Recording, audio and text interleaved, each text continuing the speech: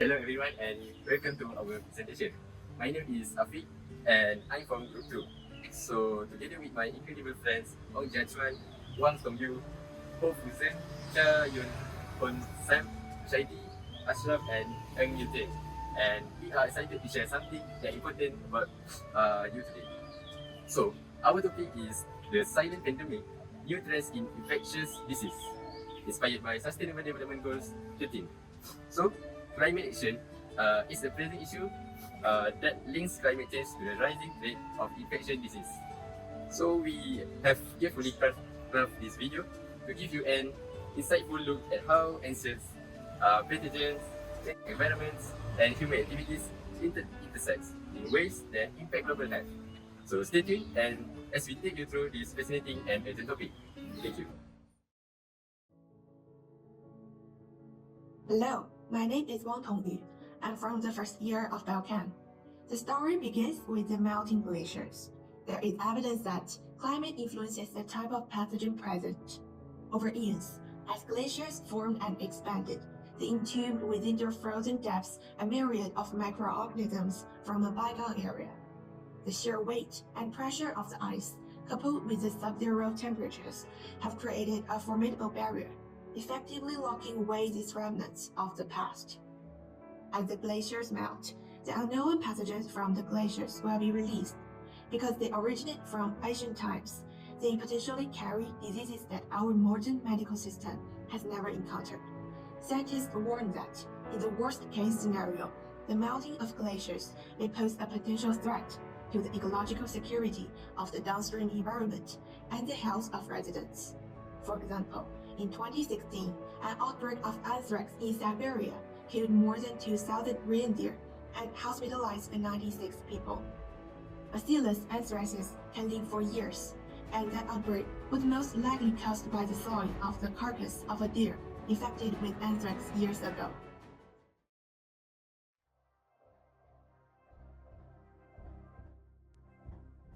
Changing climate and weather patterns can expand the range of disease vectors and increase the transmission of diseases. Let's take 3 diseases as examples. The first disease, dengue fever, is an acute vector-borne disease transmitted by Aedes mosquitoes. When the environmental temperature is high, it increases the biting activity of adult mosquitoes, thereby increasing the occurrence of dengue fever. Let's look at some data regarding this issue. This is a global non-linear relationship between dengue cases and temperature. The vertical lines indicate country mean temperatures, with labels highlighting the coldest and warmest countries. We see that Indonesia, IDN, and Cambodia, KHM, being high population and hot countries, as having the highest dengue cases, following the relative logarithmic curve. This shows that a higher temperature causes dengue response to skyrocket. The second disease is malaria. The seasonal transmission and geographical distribution of malaria are influenced by temperature and rainfall. Once again, let's look at some info. This data shows the ASIR, age standardized incidence rate of malaria with respect to annual average temperature and precipitation of different continents. We see that many countries in Africa are most affected by high temperature and precipitation. Furthermore, children below 5 years were most affected by temperature, with an incidence rate of malaria increasing by 2.76% when the national annual average temperature increased by 1 degree Celsius. This indicates that climate change has a significant impact on the geographical distribution of malaria. Hence, a hotter climate once again proves the ferocious spread of vector-carrying diseases.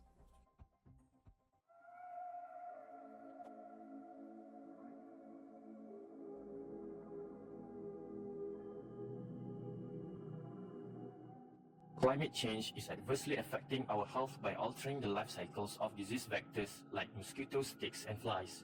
Rising global temperatures enable these vectors to survive in previously unsuitable areas, expanding their range to higher altitudes and northern regions. For instance, Aedes aegypti, known for spreading dengue, Zika, and chikungunya, is now thriving in temperate regions. Research shows that a 1 degree Celsius temperature increase raises dengue transmission risk by up to 13%. Similarly, malaria-carrying Anopheles mosquitoes are appearing in parts of Europe and North America that were once malaria-free. Higher temperatures also speed up mosquito development, increase their populations, and extend their biting season, further amplifying disease spread. These shifts underscore how global warming is reshaping the distribution of diseases worldwide. Warmer temperatures and higher humidity accelerate the reproductions of pathogens like bacteria, viruses, and parasites. For instance, Vibrio cholerae, which causes cholera, thrives in warm, brackish waters and leading to more frequent outbreaks as sea temperatures rise. A study found 20% increase in cholera cases in coastal communities exposed to warmer waters and flooding. Similarly, vector-borne diseases like dengue are linked to faster viral replication in mosquitoes due to rising temperatures. Research shows a 2 degrees Celsius rise significantly boosts mosquito infectiousness, increasing global disease transmission, especially in regions with low immunity. Future outlook and challenges. Looking to the future, we see troubling prediction for the impact of climate change on infectious disease spread. Studies predict that by 2050, regions that were historically unaffected by tropical disease, for instance, a study published in the Lancet projects up to a 20% rise in malaria transmission in regions that are warming quickly. This means that millions of people living in temperature climates could be exposed to disease previously rare in their regions, which might catch the unsuspecting population and healthcare system off guard if no preventive measures are in place. Such changes will place enormous pressure on the nation's healthcare system, especially in areas lacking the infrastructure or resources needed to manage diseases like malaria or dengue. This could result in a precipitous increase in infections and death in these less developed areas. The need for expanded resources, including medication, trained healthcare workers, and rapid response systems will only increase. Challenges for public health system. Combating climate-driven disease requires sustained global collaboration and substantial resource allocation.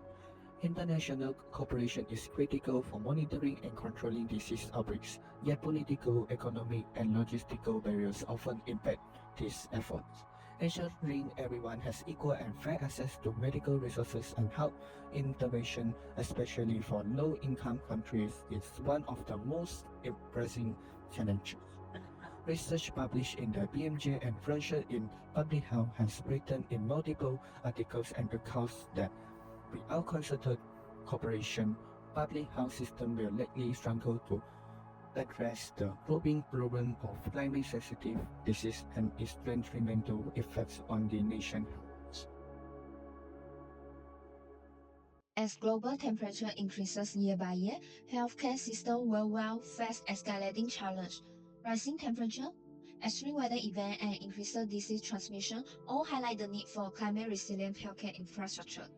To address this challenge, healthcare system must be improved in 3 key areas: disaster preparedness, infrastructure is resilient, and ensuring access to essential service during climate crisis.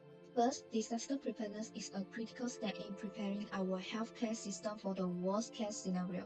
Health systems need robust emergency protocols that can quickly respond to natural disasters, including heat wave, flood, and hurricane, and also to make sure the equipment and resources wouldn't come under strain under the event of a sudden mass influx of patients seeking immediate medical aid. Study in the Lancet has shown that intuitively, when healthcare systems are prepared for climate-related emergency, they are able to save more lives and reduce the impact of disease outbreaks that often follow such events. Second, infrastructure resilience is also about designing healthcare facilities that can withstand extreme weather events and, of course, disaster. This could mean constructing facilities that are resistant to flooding and stockpile enough supply and essential medicine to last week. As an example on why it is imperative to do so, in 2017, Puerto Rico healthcare infrastructure faced relentless battering for Hurricane Maria, underscoring the need for climate-proof medical facilities. Research published in Environmental Research Letter suggests that making healthcare infrastructure more resilient to climate change is a cost-effective investment that will protect lives and improve recovery time during future climate-related crises. Finally, access to essential service during climate event is paramount. This includes ensuring that population affected by natural disaster can access life-saving medicine, medical care, and vaccination. Evidence from WHO highlight that without accessible healthcare, the burden of disease rise sharply following disaster. Telemedicine and mobile health units are promising solutions, especially for remote and underserved areas.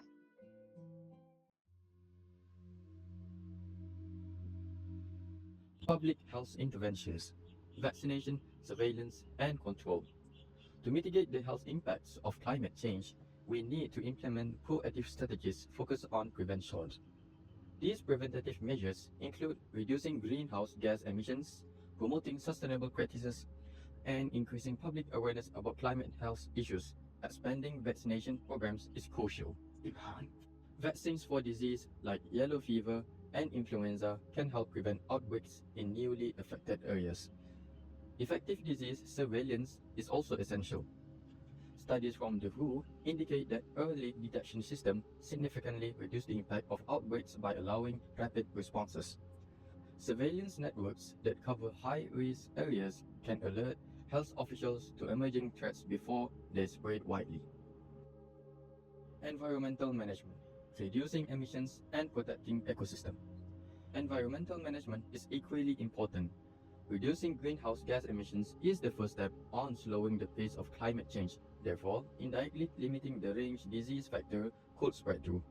Protecting ecosystems like wetlands helps to naturally control disease-carrying mosquito populations and reduces waterborne disease risk. Wetlands, for example, support mosquito predators and filter contaminants, highlighting how environmental conservation contributes directly to public health. Research shows that by transitioning to renewable energy sources, we can slow global warming and reduce the health risks associated with it. According to a study published in The Lancet, cutting emissions not only shows climate change, but also has immediate health benefits, such as reducing respiratory illness linked to air pollution.